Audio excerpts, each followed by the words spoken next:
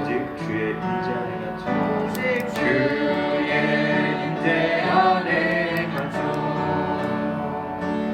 내 영 기뻐 찬양합니다. 이 소망이 언덕 거룩한 땅에서 주께 경배드립니다. 주께서 주신 모든 은혜는 나는 말할 수 없네. 내 영혼 즐거이 주 따르렵니다. 주께 내 삶들이 주께서 주신 모든 은혜 주께서 주신 모든 은혜 나는 말할 수 없네. 나는 말할 수 없네. 내 영혼 즐거이 주 따르렵니다. 주께 내 삶 드립니다. 주께 내 삶 드립니다. 주께 내 삶 드립니다.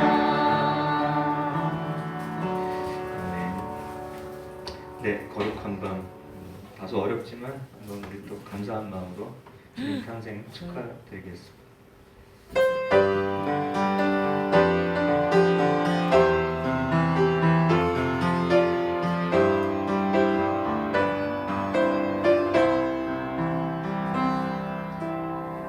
거룩한 밤 별빛이 찬란하네. 거룩하신 우리 주 나셨네.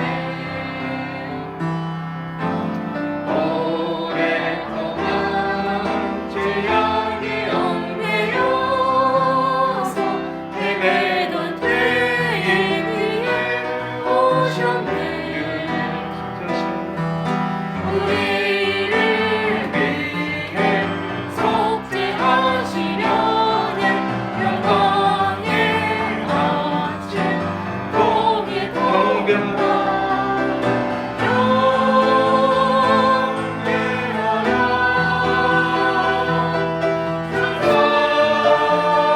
주의 기쁜 소리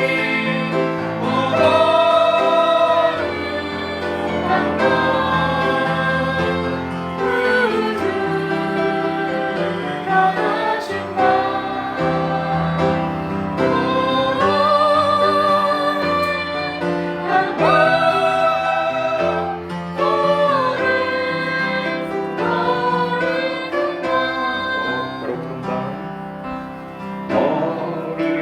밤 별빛이 찬란한데 거룩하신 우리 주 나셨네. 오랫동안 죄악에 얽매여서 헤매던 죄인 위에 오셨네. 우리를 위해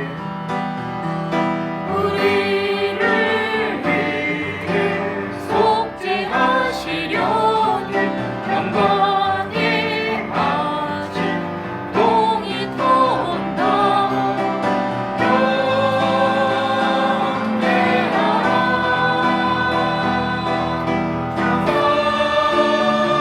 우리 기쁜 소리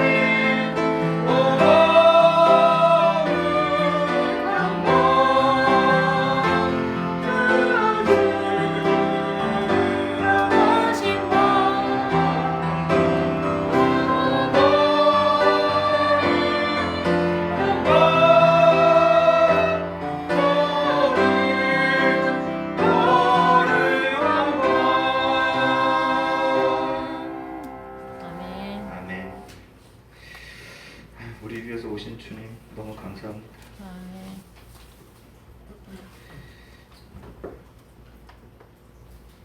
네. 다음 찬송은 우리 찬송가에 있는 곡 예수님은 누구신가.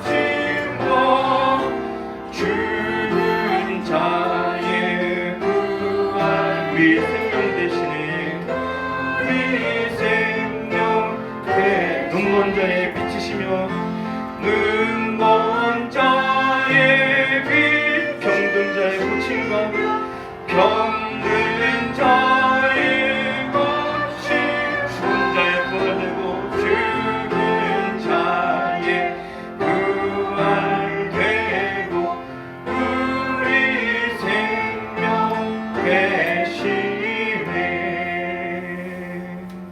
아멘. 네, 오늘 우리 부를 마지막 곡은 여기에 모인 우리 이 믿음 더욱 굳세라 찬양드리겠습니다.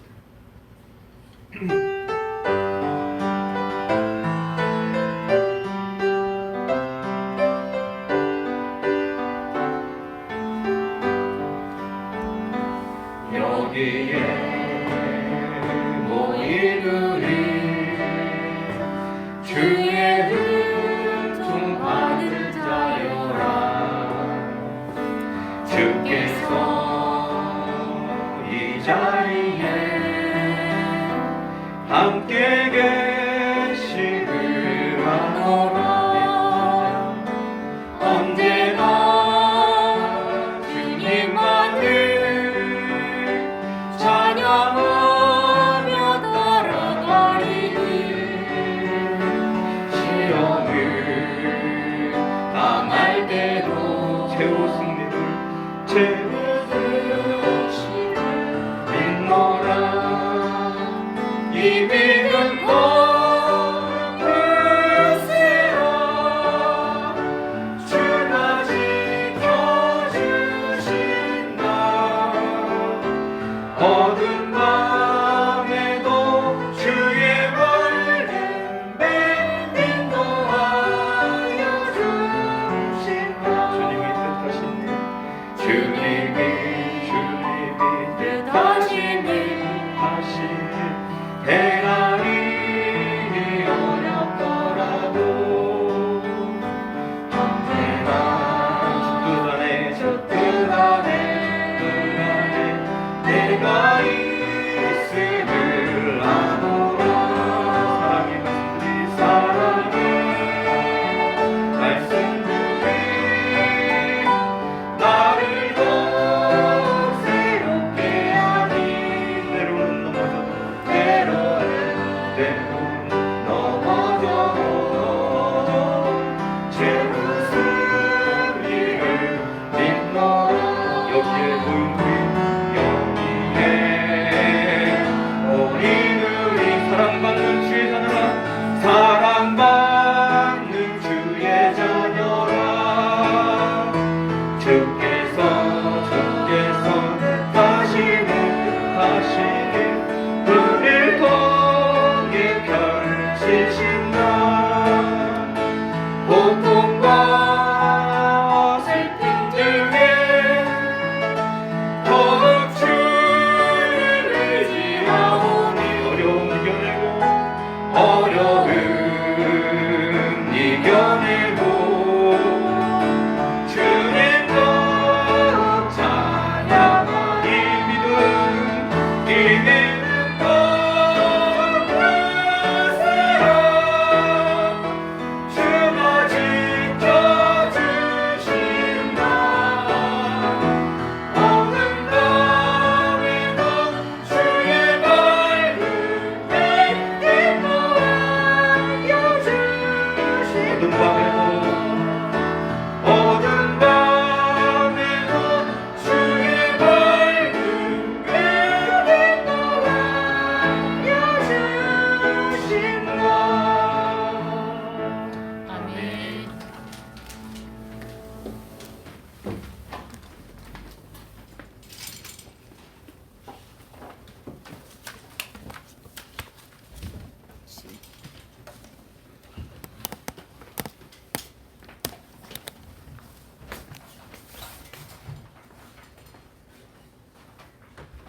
묵상 기도 드림으로 주의가 우리에 대해 시작하겠습니다.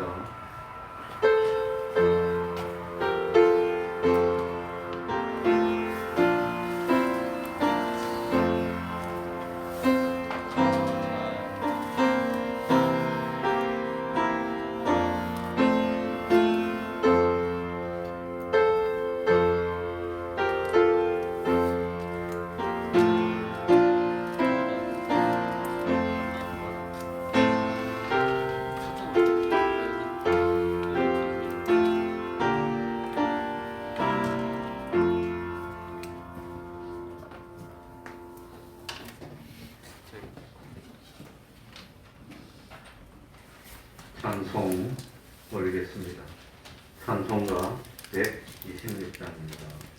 찬송가 126장입니다.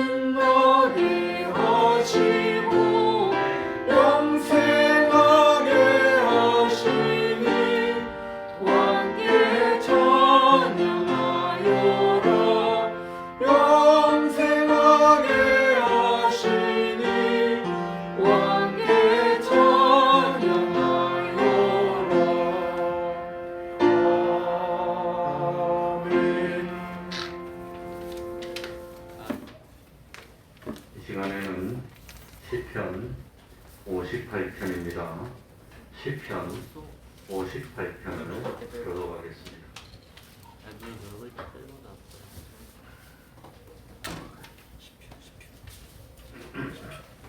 시편 58편입니다.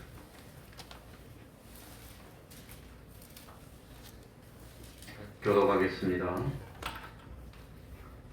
인자들아, 너희가 당연히 공의를 말하겠거늘 어찌 잠잠하느뇨? 너희가 정직히 판단하느뇨? 오히려 너희가 중심에 발을 하며 땅에서 너희 손에 강물을 달아 주는구나. 악인은 모태에서부터 멀어졌으며 나면서부터 곁길로 나아가 거짓을 말하는도다. 저희의 독은 뱀의 독 같으며 저희는 길을 막은 주먹거리 독사하느니 곧 술사가 아무리 공교한 방수를 행할지라도 그 소리를 듣지 아니하는 독사로다. 하나님이여 저희 입에서 이를 꺾어소서. 여호와여 젊은 사자의 어둠 일을 꺾어내시며 저희로 급히 흐르는 물같이 사라지게 하시며 겨누는 살 꺾임답게 하시며 소멸하여 가는 달팽이 같게 하시며 만기되지 못하여 출생한 자가 일광을 보지 못함 같게 하소서. 가시나무 불이 가마를 더웁게 하기 전에 저가 생것과 불붙는 것을 해리바람으로 제하여 버리시리로다. 의인은 악인의 보복당함을 보고 기뻐하며 그 발을 악인의 피에 씻으리로다. 다같이 때에 사람의 말이 진실로 의인에게 가품이 있고 진실로 땅에서 판단하시는 하나님이 계시다 하리로다. 아멘. 이제 이 시간 예배를 위해서 통성으로 기도드리겠습니다.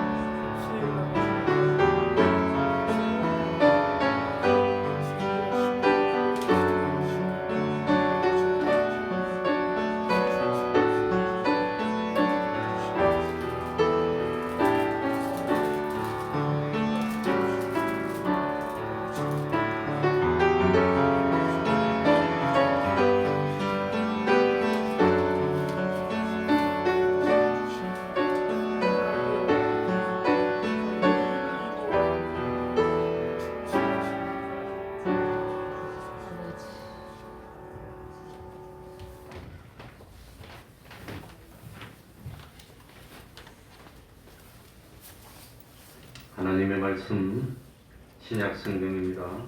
로마서 12장 19절입니다. 로마서 12장 19절입니다.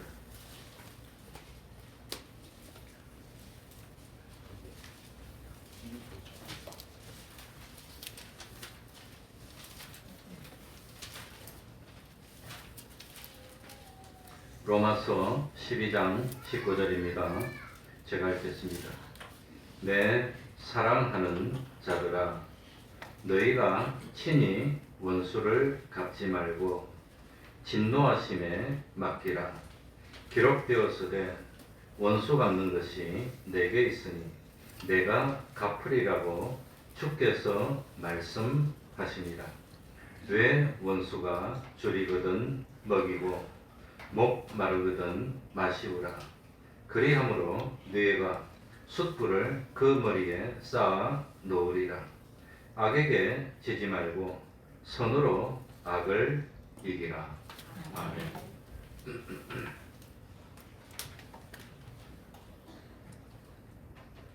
드디어 올해의 마지막 주일이 됐습니다.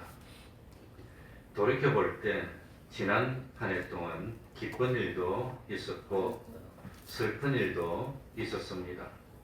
잘한 일도 있었고 부족하고 모자라는 인간이기 때문에 잘 못한 일도 많이 있었습니다.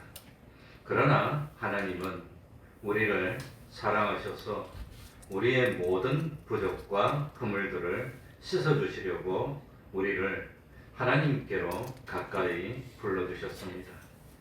우리 마음속에 맺힌 것, 응어리진 것, 모든 것을 주님의 피에 고백하여서 깨끗하게 씻어야 하겠습니다.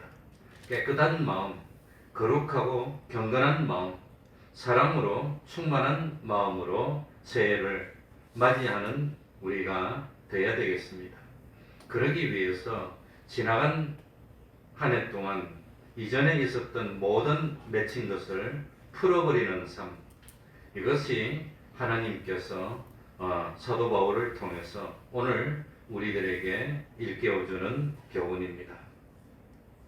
원수를 친히 갚으려고 하지 맙시다. 우리는 원수 갚을 그럴 자격이 없는 불의한 사람들입니다.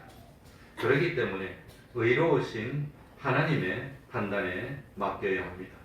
오히려 원수에게 사랑을 베풀 수 있는 그런 사람이 되어야 됩니다. 원수의 마음을 감동시키고 움직일 수 있는 유일한 방법은 뭘까요? 사랑이라고 하는 겁니다. 그래서 진정한 승리는 악을 이기고 선을 행하는 것입니다. 자, 우리 19절 다 같이 읽어보겠습니다. 내 사랑하는 자들아, 한 해를 보내면서 참 하나님이 우리에게 지금 오셔서 권면하는 말씀이라고 생각하시기 바랍니다. 19절입니다. 시작. 내 사랑하는 자들아 너희가 친히 원수를 갚지 말고 진노하심에 맡기라. 기록되었으되 원수 갚는 것이 내게 있으니 내가 갚으리라고 주께서 말씀하시니라. 왜 우리가 친히 원수를 갚지 말아야 합니까? 내 자신도 불의한 자고 내 자신도 참 옳지 못한 행동들을 많이 한 사람이기 때문입니다. 원칙적으로 우리에게는 원수를 갚을 만한 그런 위치에 있지 못하고 심판은 누가 하시는 일이지요? 하나님이 하시는 일입니다. 그러니까 심판거리가 있으면 하나님께로 맡기는 겁니다. 그게 더 공의로운 심판을 할 수 있다고 하는 겁니다. 지금 말씀드린 것은 제가 직접 겪었던 제 자신의 체험입니다. 저는 주로 이 교회 하루 종일 있다가 집에 갈 때 요 계단을 쭉 내려가가지고 주차장으로 나가서 뒤에 골목으로 쭉 내려갑니다. 그리고 골목으로 쭉 내려가면 차 다니는 길이 나옵니다. 그 길 지나서 또 골목이 있어요. 그래가지고 골목으로 쭉 가서 이제 집을 갑니다. 교회 올 때도 골목을 통해서 이렇게 옵니다. 원래 찻길로 다니기를 좋아했는데 차 냄새가 너무너무 싫어요. 저는 또 기관지가 안 좋아서 냄새에 굉장히 예민합니다. 그러니까 차 냄새보다 오토바이 냄새는 더 싫고 경유차 냄새는 더 싫고 그러니까 차라리 골목으로 다니면 차가 안 다니고 그래도 맑은 공기를 조금이라도 마실 것 같아서 골목으로 다니는 게 습관이 됐습니다. 그런데 문제가 뭐가 문제냐? 요 주차장으로 내려가가지고 골목으로 조금 내려가면 저 아파트 비슷한 뭐 빌라 비슷한 그 건물 쪽에서 내려오는 길이 있어요. 한 번은 내가 쭉 가는데 쭉 내려가는데 아침 먹으려고 갔나? 아무튼 그건 잘못 갔는데 저쪽에서 웬 21살 된 아가씨가 내 앞에 탁 나서 이렇게 걸어가더라고요. 나도 아무런 생각 없이 걸어갔지. 뒤에 따라서 한 5, 6m 떨어졌어. 가가지고 찻길로 딱 나갈 줄 알았더니 찻길로 안 나가고 골목으로 가는 거예요. 그래서 나도 따라갔지. 갔는데 좀 불편하더라고요. 아가씨가 가고 내가 뒤에 따라가고 둘이만 가고 있어. 골목에 아침 시간에서 아무도 없어. 그러니까 좀 불편해서 안 되겠어. 그러니 여자 뒤 꽁무니 따르는 것 같으니까 늙은 이가 젊은 여자를 내가 추월해서 탁 가는 게 편하니까 추월하려고 걸음 속도를 올렸어. 그러니까 이 여자가 놀라서 막 이렇게 가는 거야. 어쩝니까? 난 남자인데. 그래가 갔더니 계속 이렇게 갔어. 그냥 불편하지만. 그래가지고 먼저 이렇게 나가더니 드디어 그 차 오는 길로 그 뭡니까? 서초등학교인가? 아니 서청호등학교가 뭡니까? 수린초 앞에서 나오는 그 찻길 나오는 길까지 갔어. 그래가지고 저는 웬만하면 뒤에 여자가 오른쪽으로 난 돌아가도 왼쪽으로 갔거든. 그래서 돌아가지 안 따라가는데 하필이면 그 처녀가 오른쪽으로 가더니 우리 사태 있는 골목으로 또 가는 거예요. 다른 데로 갈 데가 없어. 알 수 없이 또 갔지. 내가 어떡합니까? 그래가지고 갔더니 이 여자가 겁이 난지 이렇게 가더라고. 그래 난 이렇게 갔는데 이리 따라가다가 마침 우리 행운면선 입고 그까지 딱 와서 딱 서더니 탁 돌아보더니 날 딱 째려보더라고. 나도 탁 보고 집으로 싹 들어갔지.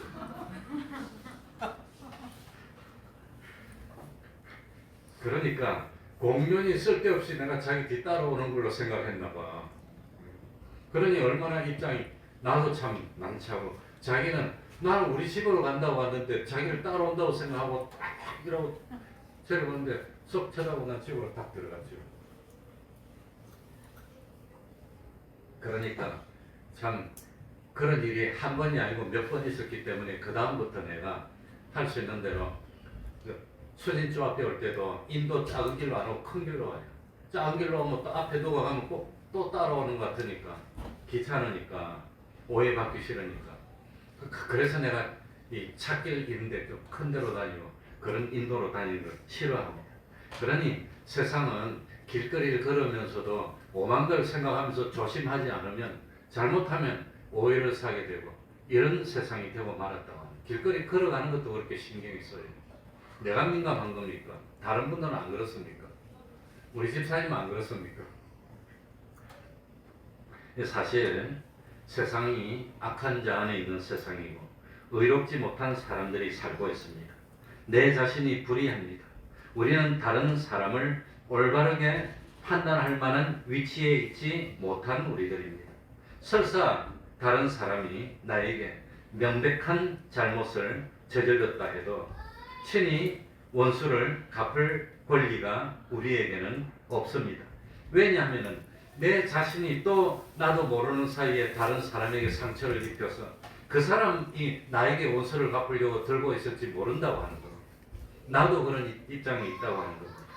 그러니까 참 원수를 갚는다고 하여서 맺힌 것이 풀어지지도 않고 또 그 과거의 상태로 되돌릴 수 없습니다. 그리고 오히려 문제가 복잡해질 뿐이라고 하는 겁니다. 톨스토이가 쓴 작품 가운데 재난의 원인이라는 작은 단편이 있습니다. 담장을 사이에 두고 할아버지 때부터 아버지 아들 내려오기까지 시골에 똑같이 삽니다. 그 아들들 다 상당히 친합니다. 옆집 붙었어요. 시골의 담장이 나지막하지 않습니까? 그래서 사이좋게 오손도손 살았는데 어느 날 하루는 자기 집에 암탉이 하필이면 이리 가다가 혹 넘서 옆집으로 건너가는 거예요. 옆집으로 건너가서 한참 있더니 꼭 뭡니까? 닭이 그 암탉이 달걀 놓을 때 꼭 뭐 하는 것처럼 꼭 하더니 좀 넘어오는 거예요. 그러니까 이 집의 아들이 생각할 때 분명히 저기 달걀을 낳고 왔어. 그래가지고 친구를 불렀어. 친구야 불렀더니 왜 그랬더니 우리 암탉이 너 거기 가서 달걀을 낳고 온 것 같은데 좀 찾아봐서 줘라고. 그래가지고 이 친구가 옆집에 자기 집에 이리 보니까 달걀이 없어. 안 낳고 그냥 갔어. 아니야 분명히 났어. 그 우리가 꽉 하고 울었으니까 분명히 달걀 낳을 때 그러니까 있을 거라고 찾아보라고. 보니까 없는데 왜 자꾸 있으라고 그러냐. 이래가지고 말다툼 하다 치고받고 싸웠어요. 이제. 그 아들들이 치고받고 싸우니까 엄마가 참습니까? 엄마가 와가지고 그래가지고 엄마들도 머리 그냥 잡고 또 싸웠어. 그냥 싸움이 커졌어요. 이제.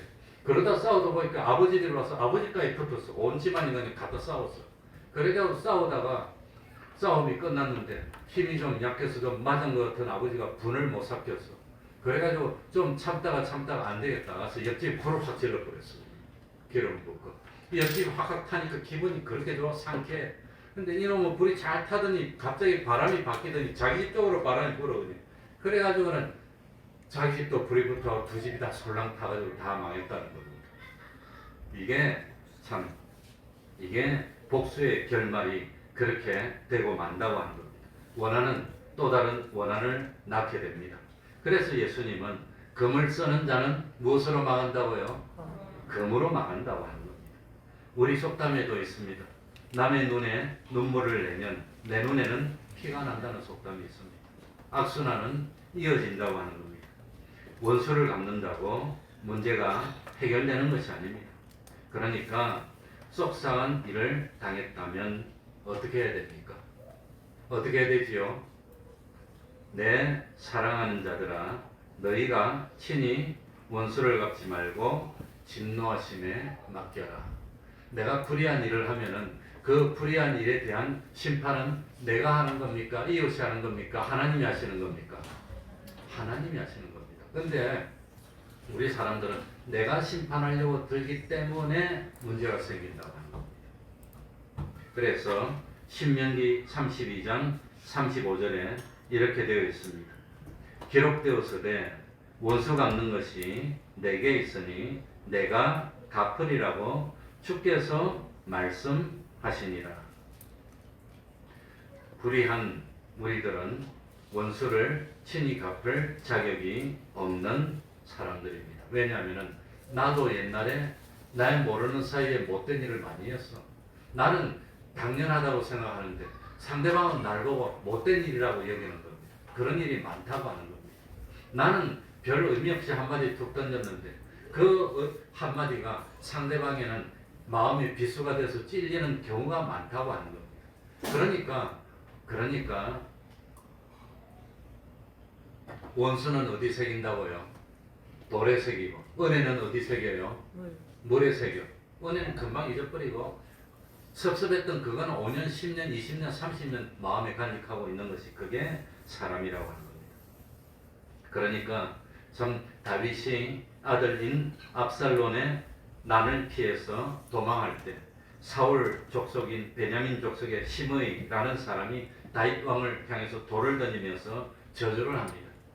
다윗의 신하 중 한 사람이 참 요압이 당장 달려가서 목을 베어 오겠다고 말을 합니다.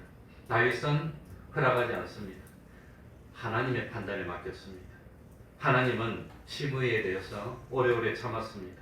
드디어 참 다윗이 죽고 솔로몬 아들 솔로몬이 왕이 됐습니다. 그런데 그 시므이는 아들 솔로몬 왕 때까지도 회개하지 않고 잘못했습니다. 하나님은 마침내 때가 됐다고 생각해서 시므이를 공의로 심판하시고 시므이의 생명을 거두었다고 하는 겁니다. 그러니까 참 억울하고 속상한 일을 당했다고 해도 친히 원수를 갚아서는 안 되고 누구에게 맡겨야 되지요? 하나님의 진노하심에 맡기면 내가 원수 갚으면 참 잘 갚아주지도 안 하고 하나님이 갚아주시면 영원토록 속이 후련하게 갚아주시기 때문에 더 좋은 결과를 맺기 때문에 하나님께 맡기는 우리가 돼야 됩니다. 하나님께서 오래 참으시는 동안에 그 사람이 회개하면 참 용서를 빌고 해결될 것이고 또 끝까지 회개하지 않으면 때가 되면은 참 하나님이 공의롭게 심판해 주시기 때문입니다. 그러니까 원수를 갚으려고 하지 말고 한 해가 지나가는 이 시점에 마음을 다 정리하고 비우고 참 그런 억울하고 힘든 일이 있으면 누구에게 맡기면 됩니까? 하나님에게 넘기는 겁니다. 하나님 해결해 주세요. 하나님께 넘겨버리고 난 잊어버리고 그럼 나는 뭐 해야 되지요? 그게 20절에 나옵니다. 20절 다 같이 읽어보겠습니다. 내 원수가 다 같이 읽겠습니다. 시작. 내 원수가 줄이거든 먹이고 목마르거든 마시우라. 그리함으로 너희가 숯불을 그 머리에 쌓아 놓으리라. 우리가 원수 참 갚지 않고 맺힌 것을 풀기 위해서 해야 할 것은 뭐냐? 원수를 뭐하는 일을 해라고요? 사랑하는 일을 해라고 합니다. 사랑. 그래서 사랑은 우리가 생각할 때는 감정의 문제인 것 같지만 사실은 사랑은 무엇의 문제이죠?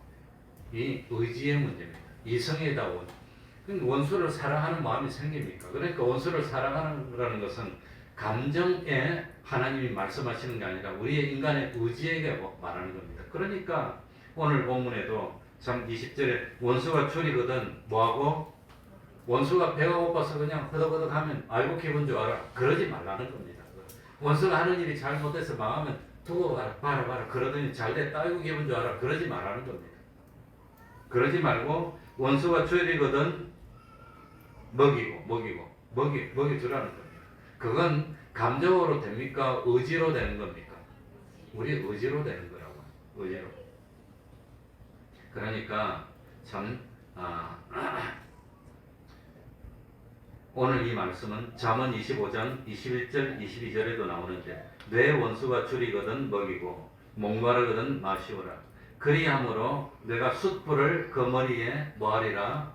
쌓아 놓으리라. 숯불을 머리에 쌓는 게 뭔가? 사실은 이게 해석이 통일되어 있지 않습니다. 어렵습니다. 그 의미가 잘 알 수가 없습니다. 그러나 우리 주님은 원수를 사랑하라고 하는 것 보면 사랑으로 감화시켜서 스스로 잘못을 깨닫게 하는 그것이 아닌가. 그래서 제가 책을 읽은데 이 목사님은 숯불을 참 머리에 쌓아두는 것을 어떻게 해석했냐. 우리나라는 옛날에 아이들이 자다가 이불에 지도를 그리면 어떻게 하지요?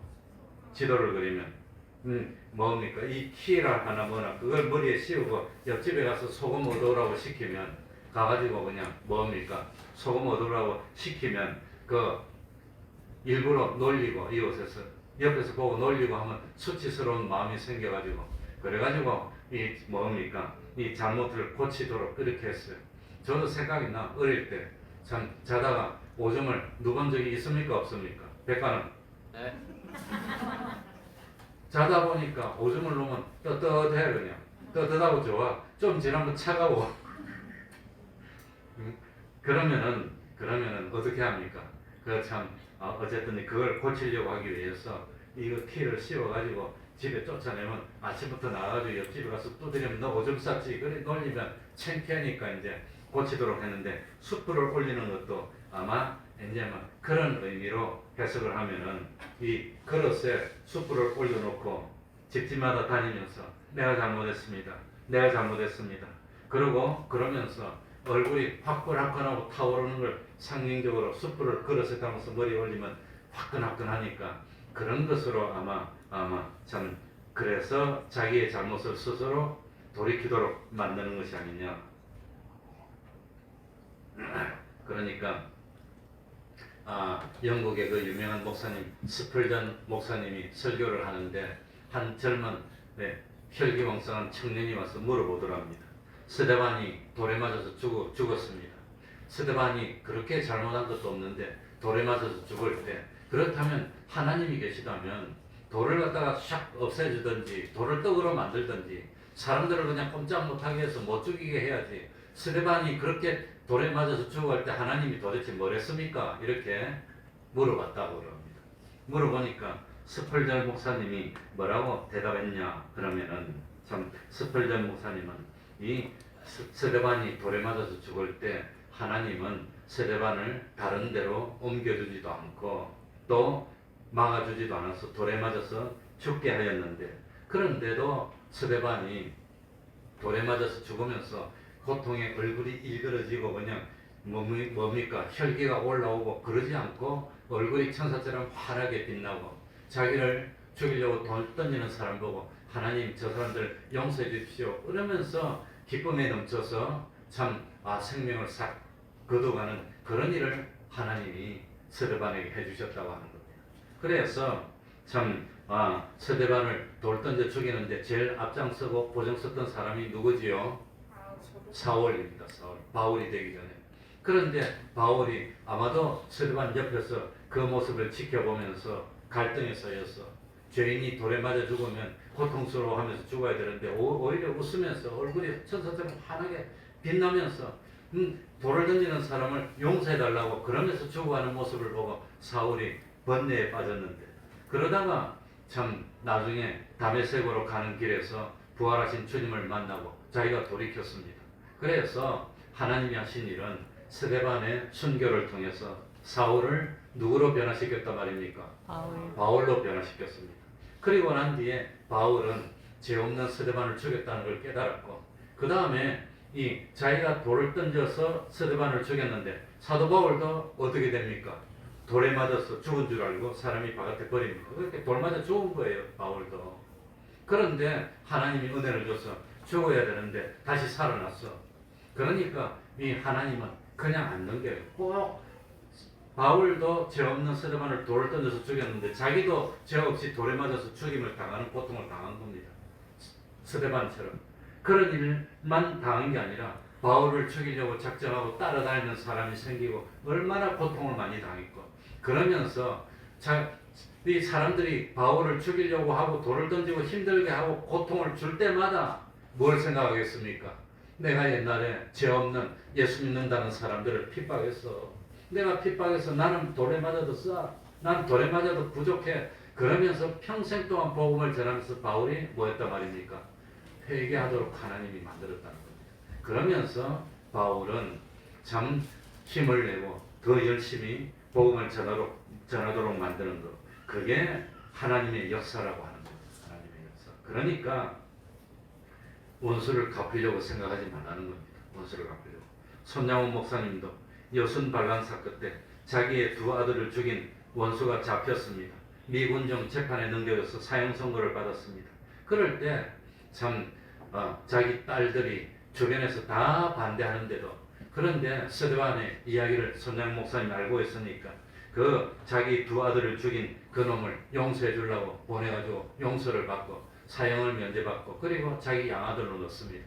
양아들로 넣었어. 그래가지고 실제로 손양원 목사님이 이 다른데 사경회를 갔는데 다른 교회 가서 사경회 하는데 그 양아들을 데려갔어. 이 사람들은 그 양아들을 아들로 인정해 줄 줄 아는데 다른 교회 사람들이 손양원 목사님 몰래 잡아서 좁히고 그냥 뭐 엉망진창으로 떡을 만드는 거야 그냥. 그러니까 손양원 목사님이 세상 사람들은 나처럼 용서를 못하는구나. 그 다음에 같이 다니지 않고 멀리 보내가지고 나중에 신학교에 진학시킵니다.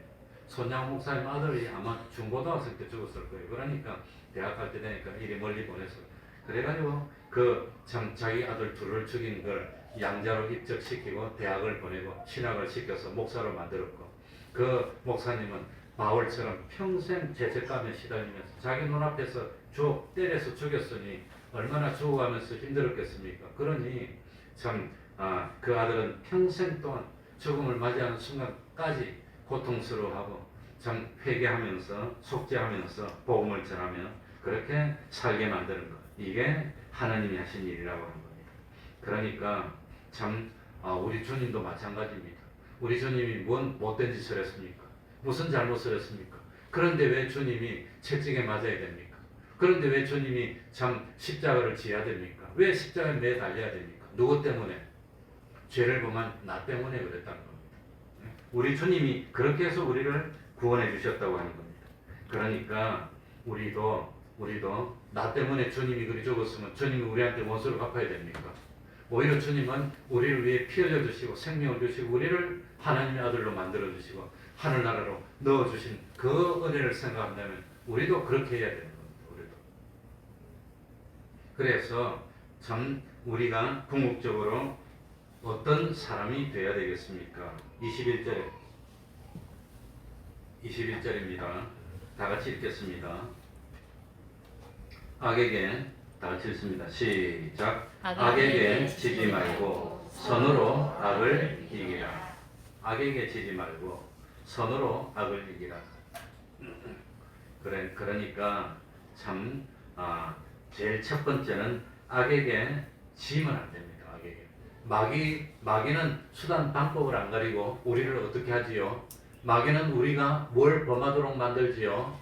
죄를 범하도록. 마귀와 싸움에서 지지 않는 것은 어떻게 하는 게 지지 않는 겁니까? 아무리 우리를 촉분하고 화를 나게 만들어도 우리가 뭐만 범하지 않으면, 죄만 범하지 않으면 우리가 이기는 겁니다. 죄를 범하지 말아야 됩니다. 그런데 원수를 갚으려면 어떻게 해야 되지요? 상대방이 나한테 불의를 행해야 됩니다. 그러면 나도 원수 갚으려면 상대방에게 똑같이 뭘 행해야 됩니까? 불의를 행해야 되는 겁니다. 그러니 상대방이 나한테 사기를 쳐가지고 요즘 뭐 사기 치는데 뭐 전세 사기에 황제도 있고 뭐 왕도 있고 뭐 엉망진창이거든. 다행스럽게 성남에는 그런 사람이 있고 저 인천에 많아요. 그런데 그거 어떻게 사기를 안 당하겠습니까? 한 사람이 그 아파트나 빌라 같은 걸 아마 성남에 그 일대에 나온 거 1,몇백 채를 전부 다 자기가 다 가지버리고 그래가지고 그 있는 공인 중개사들하고 다 합작해가지고 사기를 치는데 그거 어떻게 안 당합니까? 원칙을 지키면 되는데 원칙을 지킨다는 게 쉽지가 않습니다. 그러니까 그 사람이 나한테 사기를 쳐서 돈을 빼앗아갔으면 나도 원수 갚으려면 그 사람한테 똑같이 뭘 해야 됩니까? 사기를 쳐야 되잖아요. 그럼 나도 결국 사기를 쳐서 원수를 갚으면 나도 누가 되지요? 사기꾼 되는 거죠. 그러면 마귀한테 진 겁니다. 내가 사기꾼 됐으니까. 만약에 참 요즘 그런 일이 없지만 저 사람이 우리 아버지를 죽였어. 원수야. 원수를 갚으려면 나도 가서 그 사람 아버지를 어떻게 해야 됩니까? 죽여야 되는 거예요. 죽이면 내가 뭐가 됩니까? 살인자가 되는 겁니다. 그래, 그 사람이 나한테 불의를 행해서 원수가 되는데 나도 그 사람한테 똑같이 불의를 행하면 나는 하나님 앞에 뭘 범하게 됩니까? 죄를 범하게 되는 겁니다. 그러니까 원수 갚지 말라는 거예요. 원수는 나한테 죄를 범했어. 잘못했어. 악독을 했어. 원수 갚으려면 나도 죄를 범하고 나도 상대방의 악독을 행해야 되니까 그건 마귀에게 지는 거라고 하는 겁니다. 그러니까 원수를 갚지 말라고 하는 겁니다. 이야기를 하나 더 해드리면 그 도스토옙스키의 죄와 벌 읽어봤습니까? 안 읽어봤습니까? 5층에 아마 있는 것 같아요. 나는 그런 참 명품 명작들을 많이 못 읽어봤고 이자가 원하는데 5층에 아이들 읽으라고 책 갖다 놨는데 그걸 내가 다 읽었어요. 죄와 벌이 어떤 내용이냐 하면은 어느 마을에 고리대금 하는 아주 악한 노파가 한 사람 살았습니다. 고리대금을 하면서 돈을 많이 벌었어요. 그 돈을 많이 벌었는데 고리대금 하면 돈 많이 법니다. 시장에서 일수 넣는 사람 돈 많이 벌잖아요. 제가 아는 일수 넣는 사람이 한 사람이 있었는데 옛날에 서울에 있을 때 경동시장에서. 몇 년 있다가 보니까 빌딩을 하나 샀더라. 그전에는 지하에 새방에 살다가. 그런데 이 노파는 돈을 많이 벌어가지고 좋은 일에는 하나도 안 쓰는 거예요. 아주 깍쟁이처럼. 그런데 어느 젊은 혈기왕성한 의로운 청년이 따와가지고 인류를 위해서 저런 노파는 사는 것보다 뭐가 낫다? 죽는 게 나아, 죽는 게 나아. 그리고 저 노파가 그 많은 돈 가지고 있어봐야 그거 갖고 좋은 일도 못하니까 나같이 착한 사람이 돈을 딱 가져와서 좋은 일에 쓰는 것이 인류에게 더 도움이 되는 것이 아닌가. 그래가지고 맞아 오라. 그러니까 지도새도 모르게 완전 범죄를 행해서 노파를 죽이고 돈을 내가 다 차지했어. 그래서 내가 양심적으로 착하게 잘 살고 그 돈으로 어려운 사람도 많이 도와주면 그게 오히려 인류에게 덕이 되는 거 아니냐. 그래가지고 이 젊은이가 노파를 지도새도 모르게 죽입니다. 그 돈을 다 훔쳐옵니다. 깜짝하지 몰라. 그래갖고 형사가 아무리 찾아다니도 몰라. 그래가지고 이 젊은이가 그 노파의 돈을 훔쳐와서 부유하게 돼가지고 잘 살면서 참 선행도 많이 하고 구제도 하고 착한 일도 많이 하는 거예요. 그런데도 마음속에 끓이기만 한 거였어. 나는 살인자야. 난 죄인이야. 그래가지고 형사가 자기를 추적해 올 때마다 미꾸라지처럼 빠지지만 죄책감에서 벗어날 수가 없어. 그래가지고 고통하고 그래서 일평생 동안 그 죄에 고통을 당한다는 내용이 뭡니까? 죄와 벌입니다. 죄와 벌. 그러니까 참 이 노파가 아무리 참 올바른 일은 안 하고 참 나쁜 일을 해서 돈을 많이 벌었어도 그 사람의 생명을 끊는 것은 죄입니까 아닙니까? 그게 죄라는 겁니다. 죄라는 겁니다. 그러니 적당하게 그냥 뭐 자기 죄를 갖다가 미화시켜서 아무리 하더라도 그건 죄라고 하는 겁니다. 그건 죄. 그러니까 악은 더 큰 악을 낳게 될 뿐입니다. 그러니까 우리는 참 원수를 갚지 말고 악에게 지지 말고 오히려 뭘 행해야 되지요? 21절에 보니까 무엇으로 악을 이기라? 선을 행하는 겁니다. 너는 그러든 말든 나는 선을 행하겠다는 겁니다. 이게 하나님이 우리에게 주시는 교훈입니다. 이렇게 하면 하나님이 기뻐합니다. 하나님이 복을 주십니다. 그러니까 속상하고 어려운 일을 당했을 때 예수님이 나보다 속상했을까? 예수님은 얼마나 속상했을까? 예수님은 잘못한 거 없어요. 예수님이 죄진 적도 없어요. 예수님은 참 뭡니까? 죽은 자를 살리고 배고픈 사람들에게 먹을 걸 주고 병든 사람을 고쳐줬어요. 그리고 병든 사람 고쳐줬다고 죽임을 당하는 게 그게 올바른 일입니까? 그래도 예수님은 십자가에서 다 이루었습니다. 십자가에서 참 다 사랑해 주시고 갔다고 하는 겁니다. 그러니 억울할 때마다 힘들 때마다 십자가에서까지 우리를 사랑해 주신 누구를 생각합시다? 예수님을 생각하면서 나도 주님의 길을 따르겠습니다 하는 참 우리가 되면 세상을 이긴다고 하는 겁니다. 세상을 이겨. 그게 하나님이 기뻐하는 일입니다. 그렇게 하면 새 오는 2023년에는 물질도 더 줄 것 같아요. 정말로 내가 그런 심성으로 되어서 참 열심히 노력하면 하나님이 건강도 주시고 하나님이 우리의 소원을 다 들어주시지 않을까 그런 생각이 듭니다. 그러니까 오는 한 해에는 악을 악으로 갚으려고 하지 말고 상대방이 나한테 악을 행하더라도 나는 무엇을 행하겠습니다? 선을 행하는 우리가 되면 하나님이 복을 주십니다. 하나님이 기뻐할 줄 압니다. 그렇게 하면 세상이 악한 세상이 될 수가 없어요. 기도하겠습니다. 하나님 아버지 감사드립니다. 세상은 정글의 법칙이 작용하는 것입니다. 세상은 참 양육강식의 세상이지만 우리 주님의 몸된 교회는 사랑의 법칙이 작용하는 것입니다. 어려운 사람일수록 감사주고 힘든 사람일수록 도와주고 원수까지도 사랑해서 사랑으로 감동시켜 스스로 돌이키게 만드는 저희들이 될 수 있도록 하여 주옵소서. 이제 금년 한 주일도 남지 못했습니다.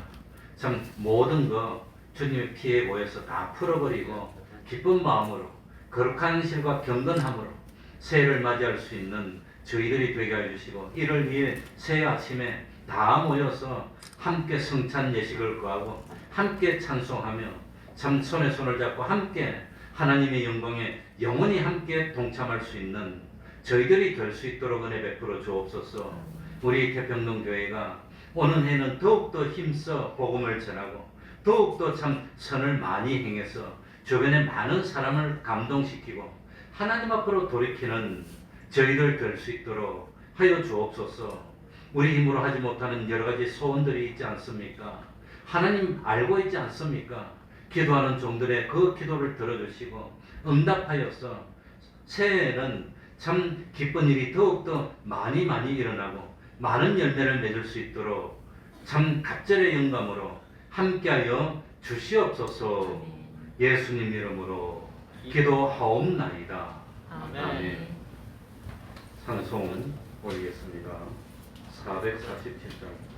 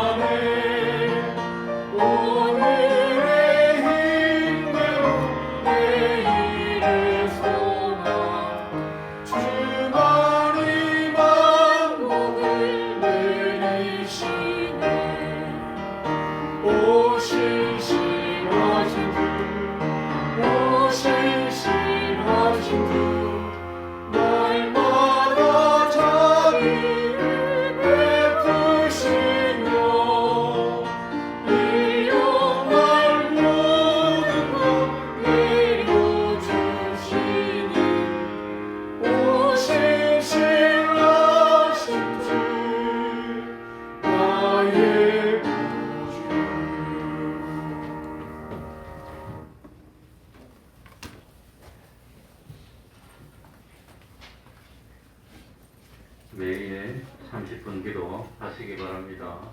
매일매일 하시는 분은 한 달, 1년, 2년, 10년 지날 때마다 기도가 얼마나 공력이 쌓이겠습니까?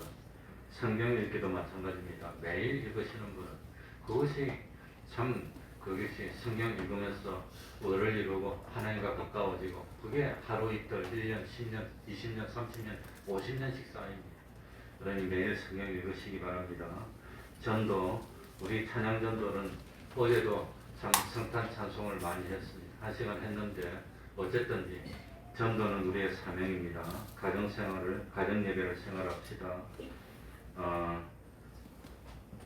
그리고 수요일 예배, 새벽 기도에도 힘쓰시기 바랍니다. 부득이한 경우는 집에서라도 정한 시간에 일어나서 찬송하고 성경 읽고 기도하고 하면은 하나님이 기뻐하실 겁니다. 그리고 다음 1월 1일은 새해 첫 주입니다. 재직 임명과 성찬 예식이 있겠습니다. 성찬은 그동안 못했는데 코로나 때문에 이제는 뭐 다 해도 될 것 같아서 성찬 있으니까 기도로 준비하시고 참여를 합시다. 그러면 다 같이 일어나셔서 3장 찬송 부르고 주기도문으로 예배를 마치겠습니다.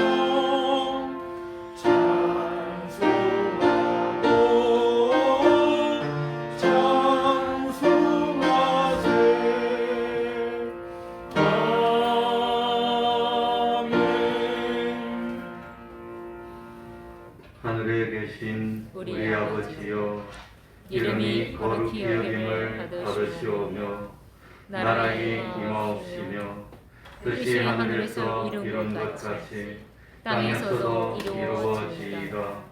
오늘날 우리에게 일용할 양식을 주옵시고 우리가 우리에게 죄 지은 자를 사하여 준 것 같이 우리 죄를 사하여 주옵시고 우리를 시험에 들게 하지 마옵시고 다만 악에서 구하옵소서. 대개 나라와 권세와 영광이 아버지께 영원히 있사옵나이다. 아멘.